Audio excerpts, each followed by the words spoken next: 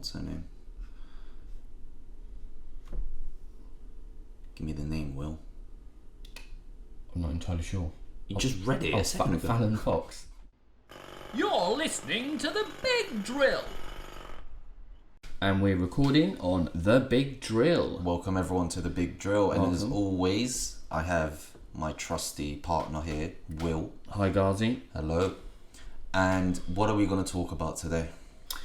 Well, today, a little while ago we were having this conversation about transgenders in sport, and it kind of created a little bit of a thinking bubble, so to speak. And there's been a few things that have been going on in my mind recently, and I know there's been a few things that have been going on in your mind. We've also had a few questions that have been postulated, good word that, in our direction. So the main question we're probably going to be asking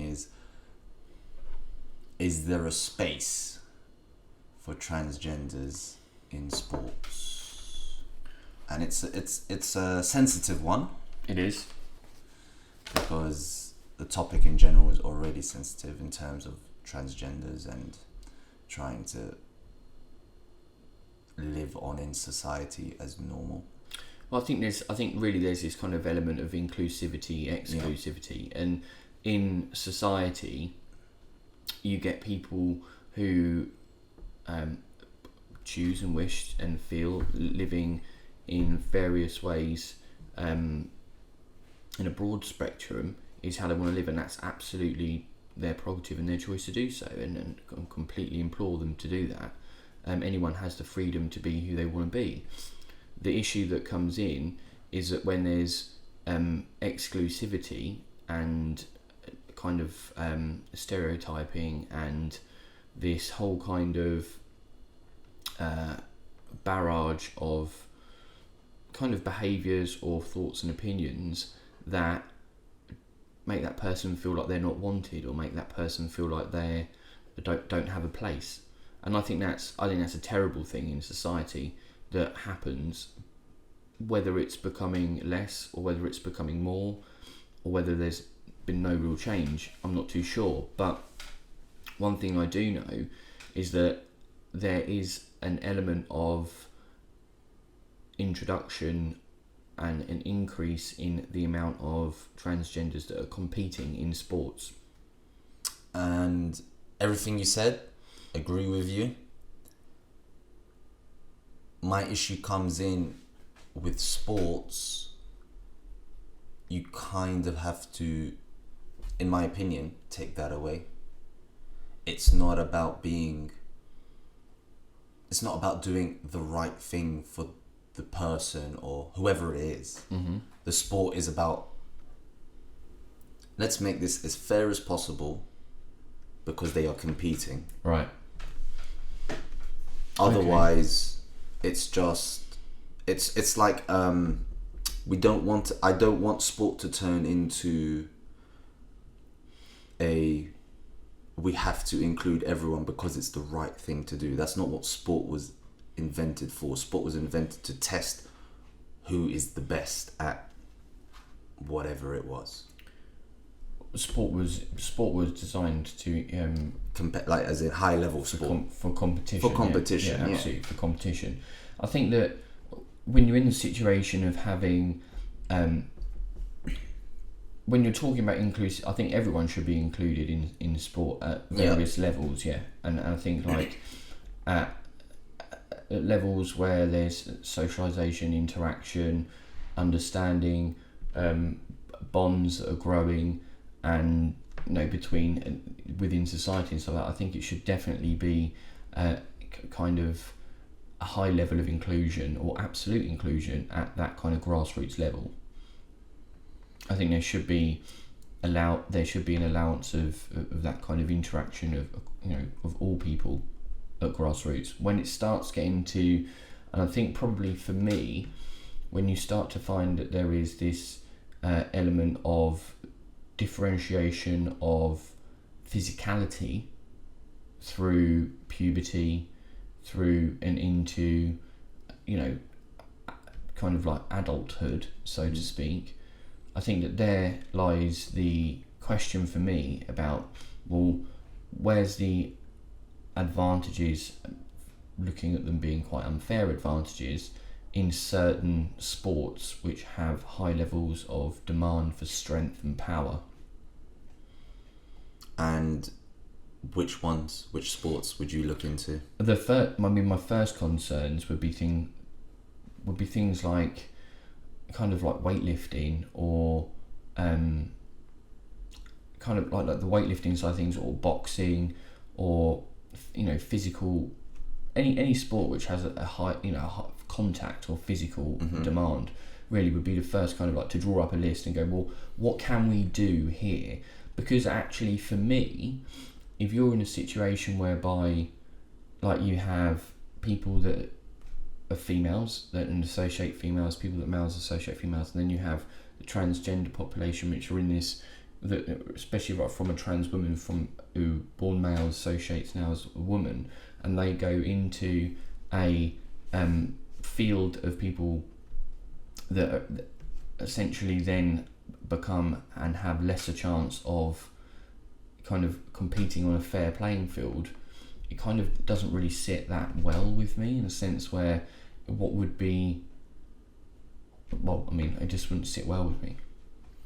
So my issue, so here's how I would do it. Let me say it this way. If I was to choose how to make it work in a fairest possible way, I would do, you got the men's, so what I'm going to call them cisgenders. Cisgenders, okay, yeah.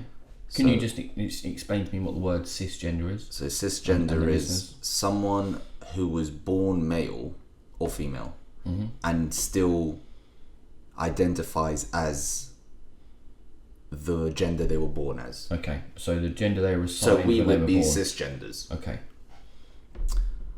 You would have male cisgenders competing in their sports, female cisgenders competing in their sports.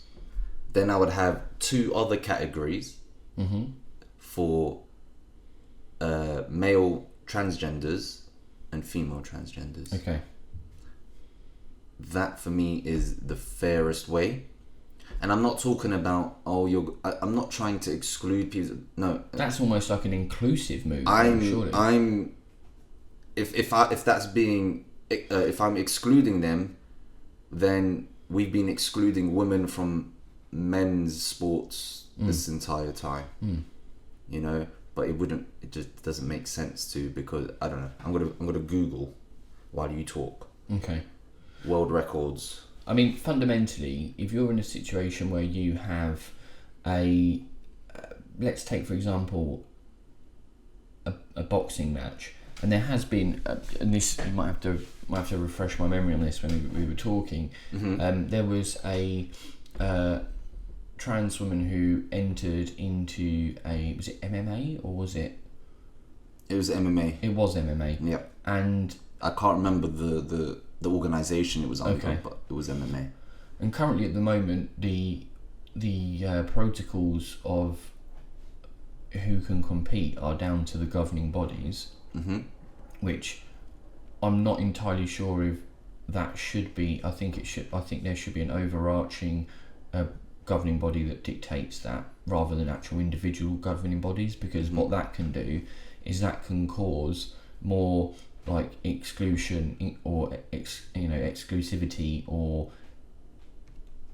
that kind of overt exclusivity where it's they're saying that you can't come into our governing body and compete in our governing body because of X, Y and Z, whereas if someone was overarching when like all governing bodies have to abide by this particular process that we have in place, I think that would be much fairer and much more inclusive, so you couldn't get pockets of governing bodies deciding who could and couldn't compete.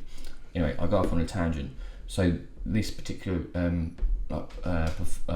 competitor, and I will find her name, went into the ring, Sport of MMA, and absolutely annihilated some competition. Yeah, because stronger, more powerful, more muscle mass, and these things, like really, in all fairness, you wouldn't put like the reason why within cis male sports you have combat sports, you have weight categories, is because if you put a heavyweight in with a bantamweight or a flyweight or whatever.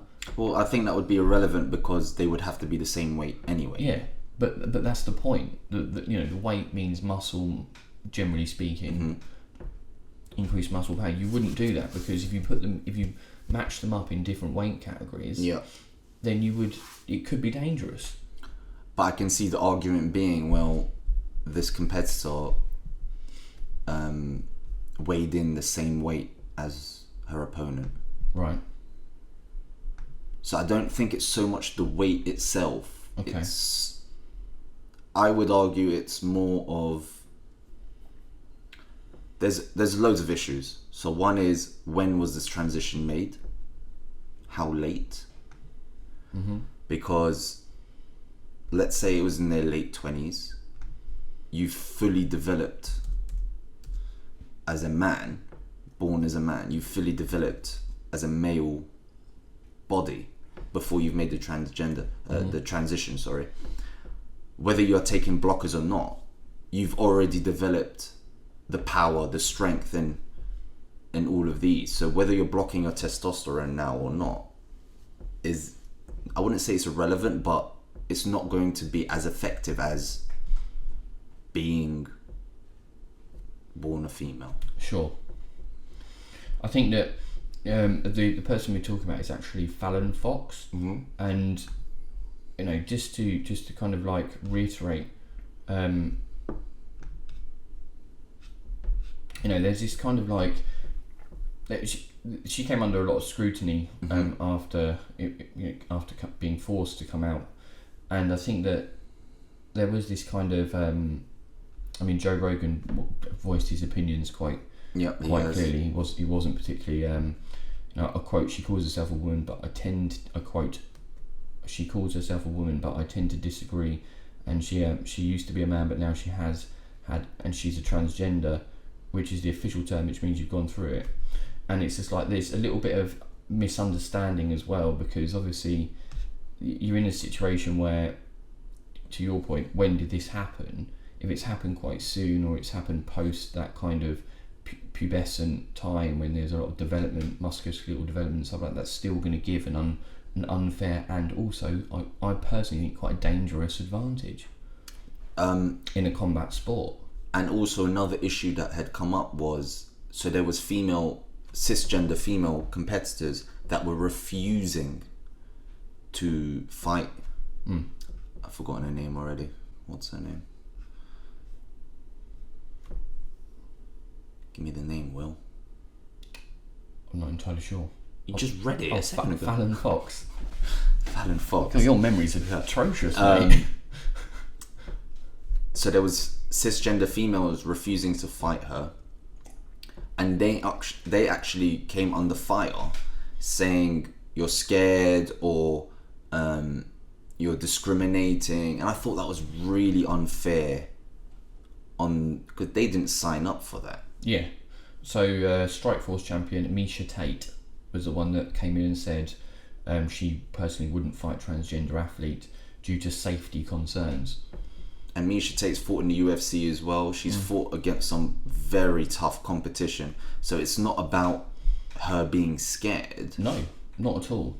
She's saying this because she genuinely feels it's an unfair advantage. And I did a quick search, and there's a 10-second barrier for the 100-meter sprint.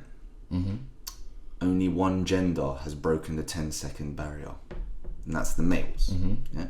And it's not just Usain Bolt. This has happened multiple times by males. A woman has yet, a cisgender female, has yet to break the 10-second barrier. Right. So there is it might be the most minute difference, one second. Because I think the female record is 10 point something.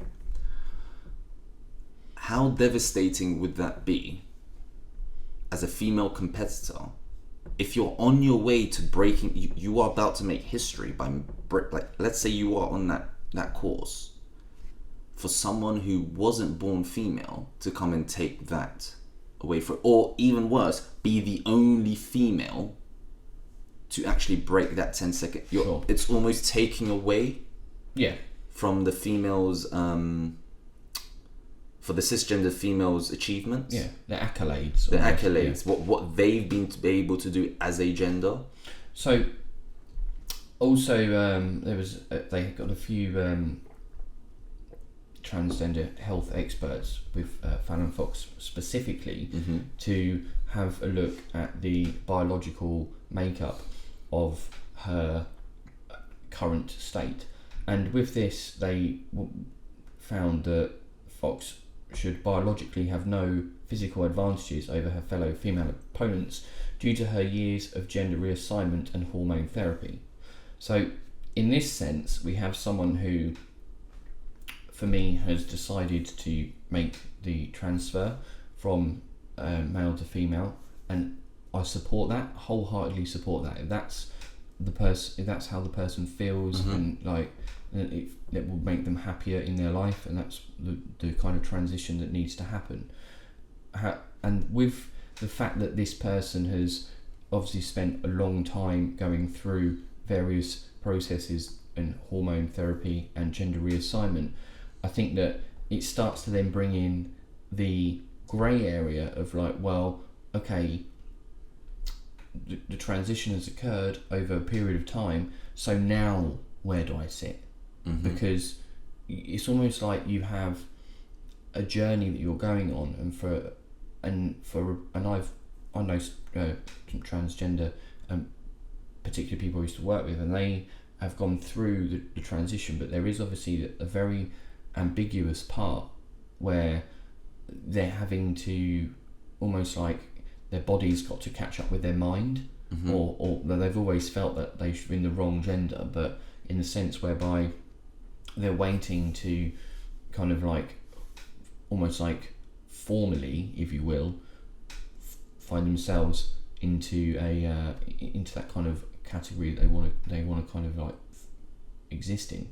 I think that with that, if they go, can they stay in transgender woman or transgender male after they've gone through all the full reassignment and the hormone therapy?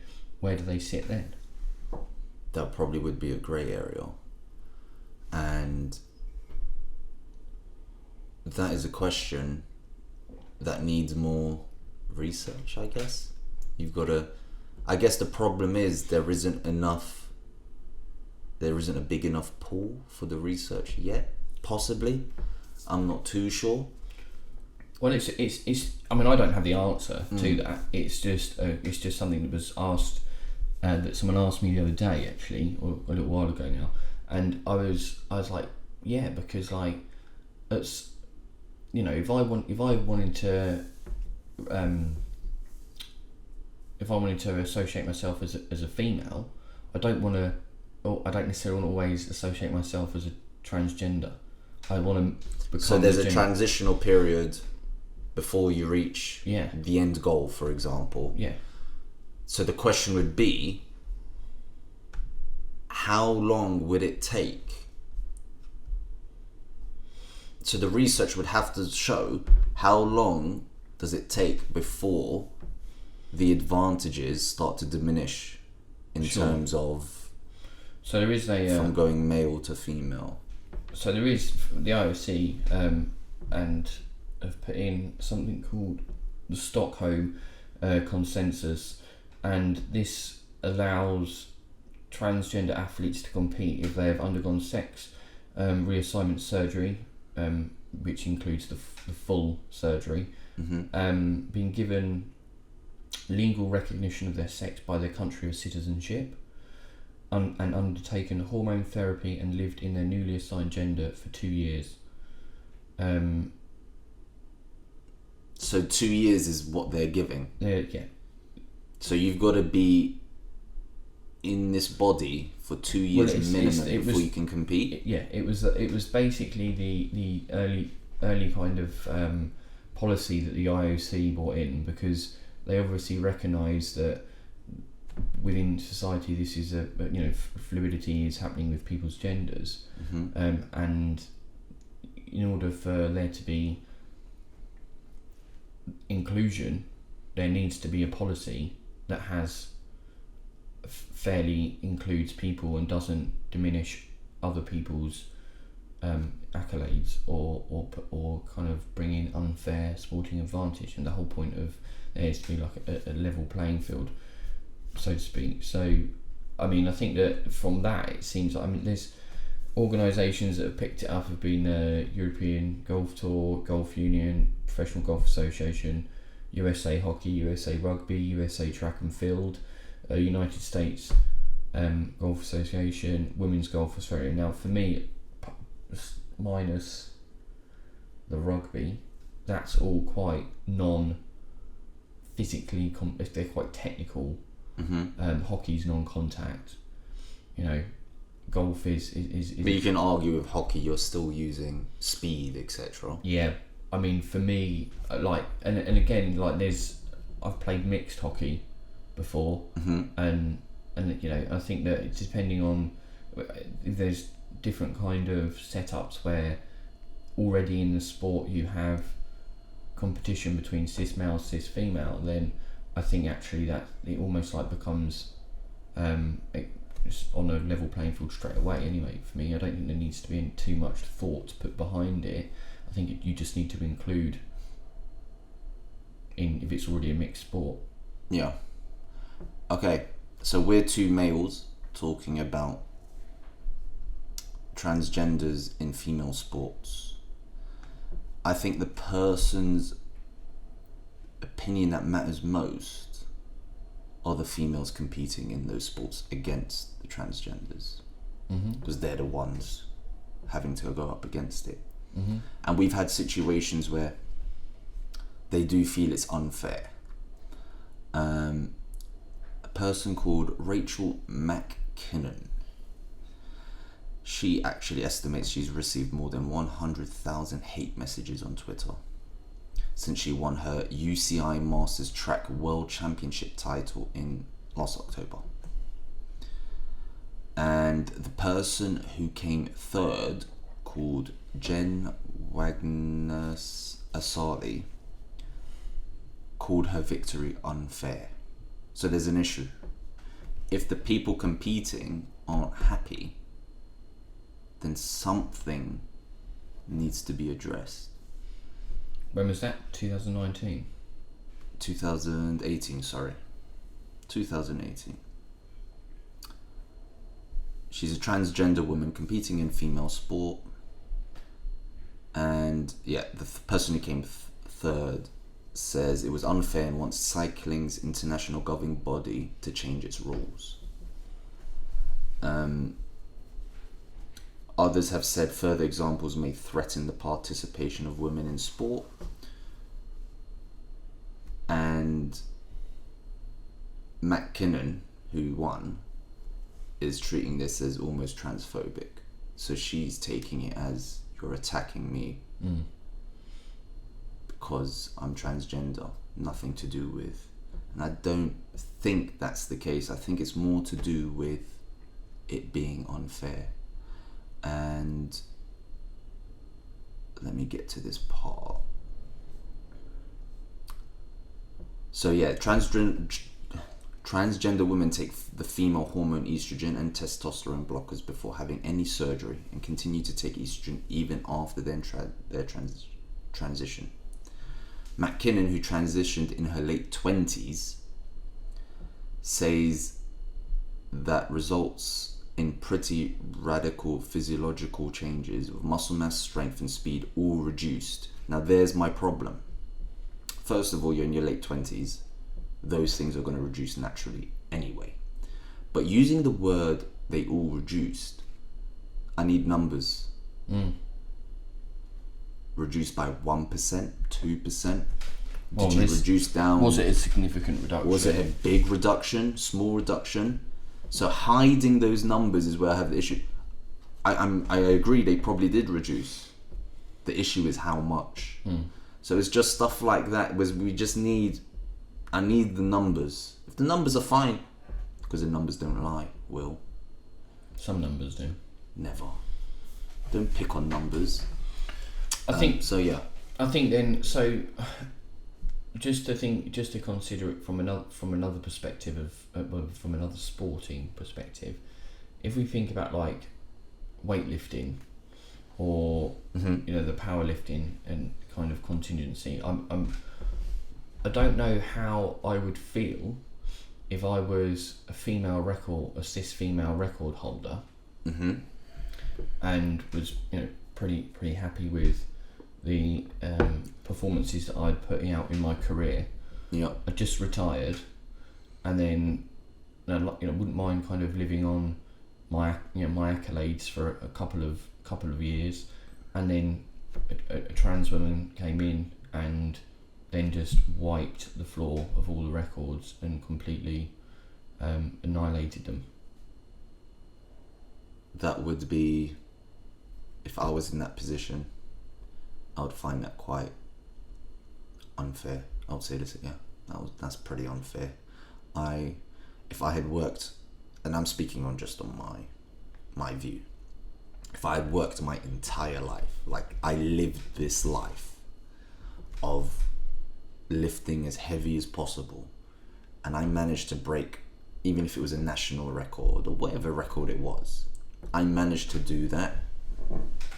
I finished happy. It was like all my hard work paid off. I would feel slightly robbed if a transgender woman came and smashed my records. I mean, I think it's fair to say that there are other inclusivity policies that are in place, and I can drop a link in the description actually, which is from a paper, a review paper, and it kind of like brings together a few of the other policies, and they range from being quite radical, and they consider like the various different developments that have happened from the Stockholm Consensus. But I mean, like, generally speaking, I think it's pretty, for me, I do think there needs to be a change, absolutely. And I think, and like I'm an advocate of change. I embrace change. It needs to happen. A society needs to change. It needs to adapt. It can't continue to operate in any area like it did 150 years ago. You just can't do it. That being said, I think that it needs to be done with care and concern, and everyone's thoughts and feelings need to be taken into consideration. And I think there are, in some cases, like, you could end up bringing in a very careless, reckless policy that could actually have causes of dropout, or people not necessarily, or people feeling undermined, or people feeling taken advantage of to a certain degree. Equally, it can go the other way. So the rewriting of policies and the consideration of how things can be put in place in order for inclusivity to happen across all genders and transgenders, and people that associate in different fluidity, and there's a whole host of ways in which people identify in society now, and I think everyone needs to be included. I just think that the way in which it needs to be included needs to be done with thought, care and consideration for everyone, because as soon as you stop thinking about one group or one type of demographic that identifies in a certain way in order to placate another demographic, then you're just doing the opposite thing, aren't you? Yep. You're just kind of you're exactly. now you're, so it needs to be, you're choosing a side almost. Yeah, almost choosing. There are no sides. There are no sides. Well, there shouldn't be any sides. So in order for everyone to be included within sport, just irrespective of where they're transitioning or to, and what the person or genders transition to, it needs to be, they need to have the right people considering the right things, you know, to make it fair and to make it inclusive. I think a big thing is they need to talk to the cisgender women who are competing and see what the consensus is there. I mean, if they're happy, if the overall consensus is it's fine, then who are we to go, well, no. If they're the competitors are saying bring them on, I'll sit back and go, okay, I mean, fair enough. Yeah, but then let's take it a step further, and let's go to, you know, from a gender equality for pay in you know, for those professionals that get paid in sport as well. You know, I think there needs to be an overhaul of this kind of like archaic male female superiority. Oh well, you know, males should get paid more in sport. Well, should they get paid more in sport? Can I butt in? Sorry. You can butt in. Yeah. This annoys me to no end. Why? Okay, UFC are doing a great job in terms of paying their female athletes. Excellent. Tell me how. They get paid. I'm not going to say the same as the males, right? But the top fighters like Amanda Nunes, Ronda Rousey, at one point, Cyborg at one point, Holly Holmes. These fighters, they're getting paid some good money. And rightfully so. Rightfully so. So that's the one sport that I have seen, that I watch, where the gap is so much smaller than in other sports. However, this is where it annoys me. And I'll speak to not just women, but mainly I will talk to women because it concerns them a bit more, I guess, and say, what do you think about women fighting women, MMA? No, I can't watch that. I've had this. I can't watch that. Oh, but you're okay watching the males fight each other?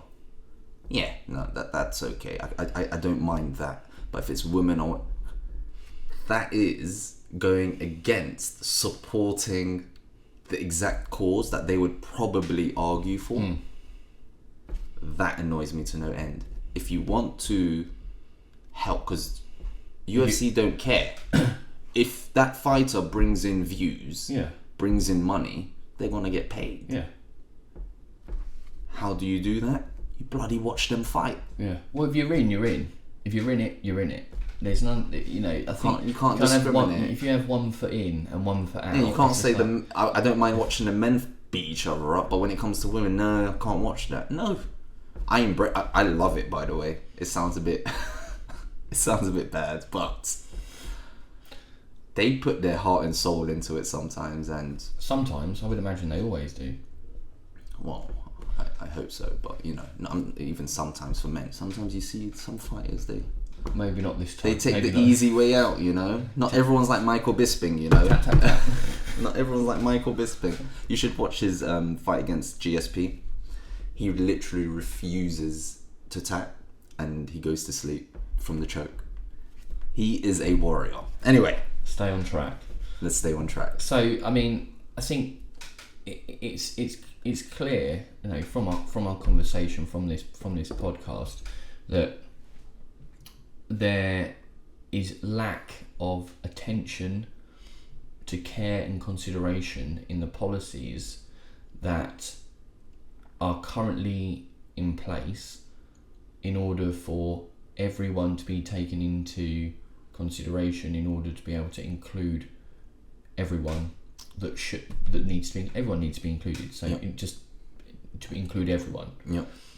And I think, you know, for me, I'm going to be really keen, you know, to see how this develops over, you know, the next 6 to 9 months, when it's becoming, you know, slightly more prevalent. It's becoming a little bit more in the media. I'd be interested in the Olympics. Yeah. If it's going to start being included, because I think that's when there'll be maybe more uproar if more transgenders are in the Olympic, because that's what's viewed by everyone. Yeah, no one well, really it's watches. a world scale, isn't it? And I think that's probably why the IOC have jumped in there. And from I think it was 2014, they got this policy in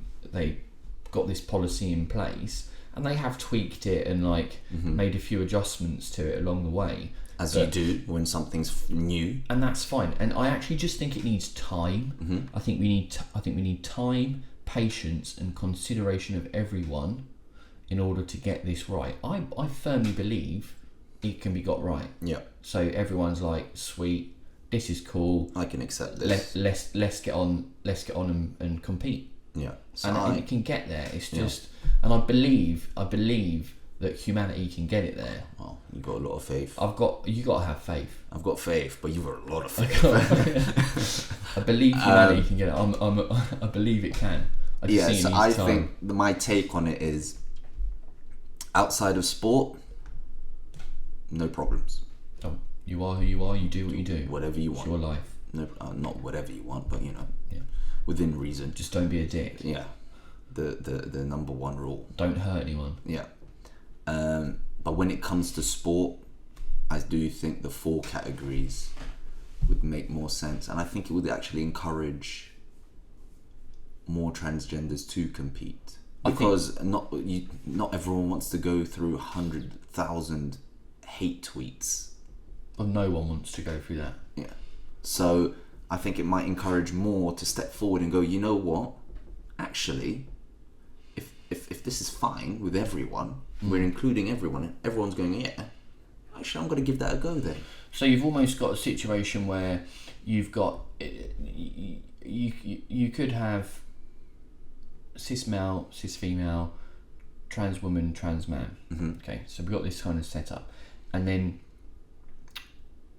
obviously the trans kind of setup on those two would be for people which are transitioning that still want to compete, and then you'll have a policy which allows everyone to be considered, so that person can then fully transition into cis male or cis female. Boom.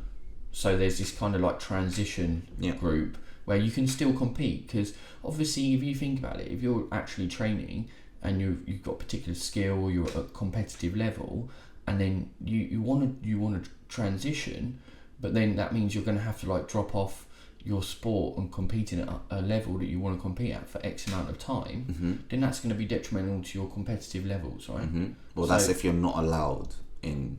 Yeah. So the transgender groups will then allow that fair competition to continue, and whilst that person's transition, maybe, I don't know. I don't have all the answers. I think that was alright. I think that solution there is, but who am I to say? And who am I? Yeah. We are just 2 people drilling. With a big drill. Right. Anything else you want to add? Keep subscribing, people. Keep commenting. Highlights still coming up slowly but surely. And more episodes to come in season 2. All highlights, no lowlights. No lowlights. Anything else, Will? No, I'm all good. It's been a pleasure. As always. Thanks for listening to The Big Drill, guys. Goodbye, guys. Goodbye.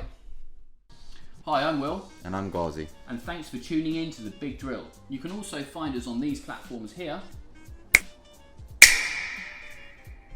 Make sure you subscribe to the YouTube channel.